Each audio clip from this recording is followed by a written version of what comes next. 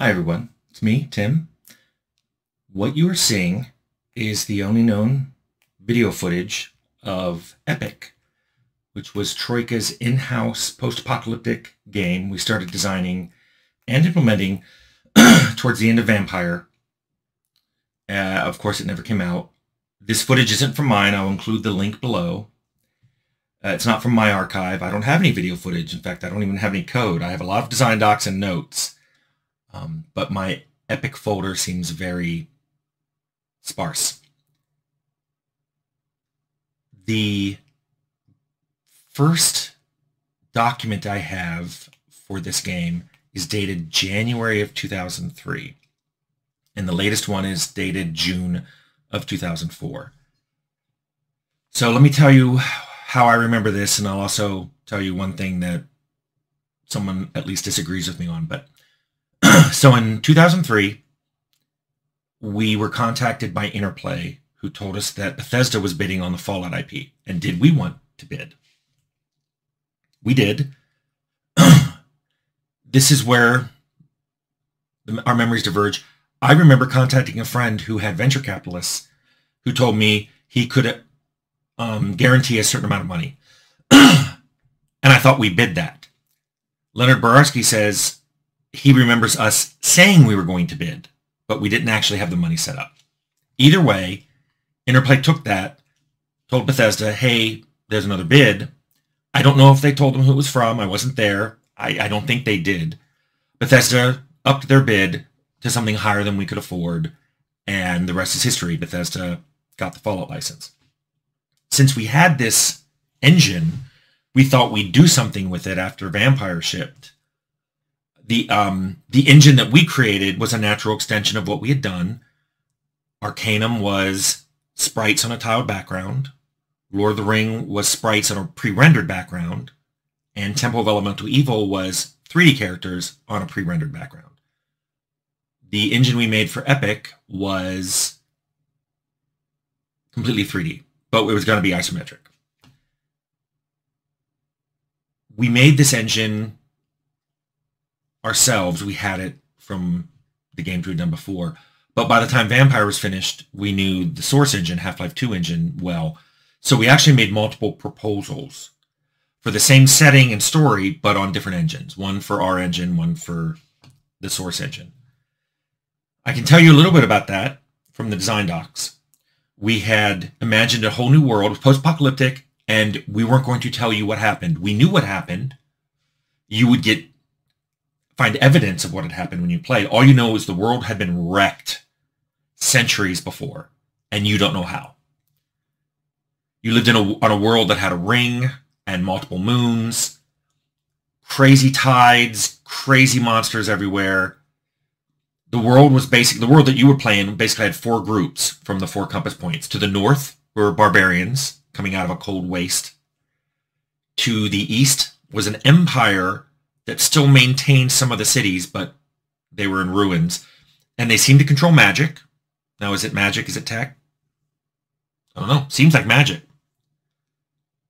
To the west was a vast desert of ruined cities, rusty girders and cement pylons. And the people who lived there were called the Wardens of Rust. And to the south was a swamp filled with the Bogmen. These people were coming together into the center. They were fighting over territory there. And that's where you come in. You selected one of those groups to be from. And you also selected a background, what you did in that group. That combination of group and background determined your starting skill category. We had 4 different skill categories. We had social skills, combat skills, thieving skills, and magic skills. You started in those categories, and you could only buy in those categories unless you started buying crossover skills. Every pair of skills had crossovers. For example, pickpocketing or stealing might be in thieving, and there were melee and range skills in combat. But a crossover thieving combat skill would be intimidate. A crossover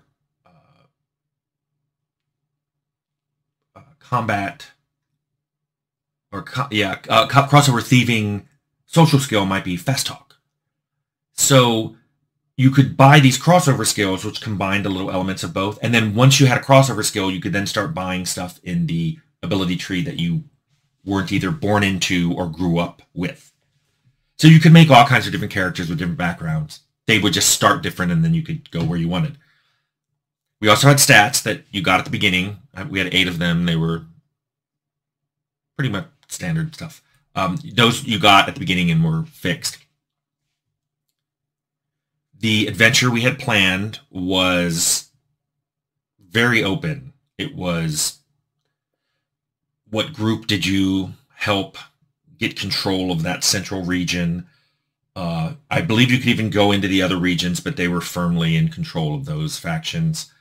There was a lot of discovery of strange items and artifacts, gave clues onto what had happened in the time before. There were a lot of isolated groups that were not connected to any of these.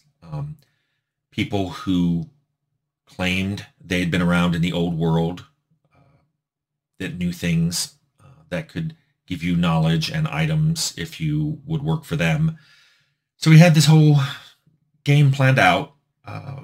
We did run around and propose it a lot in late 2004, early 2005.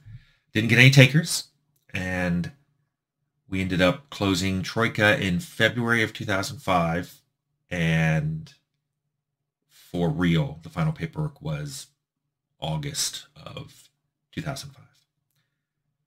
But Epic was interesting. It was fun to work. It had been 7 years since we had worked on Fallout. It was fun to think about post-apocalyptic again without the constraints. Just the same way Fallout was fun to work without the constraints of Wasteland, Epic was fun to work without the constraints of Fallout. But it was nice to revisit post-apoc and do a different spin on it. Nothing ever came of it. The video that is on YouTube is the only remaining even video or even screenshot that I've seen, and it's real. But anyway, people have expressed interest. Thought you'd like to know what we were planning to put together. Thanks.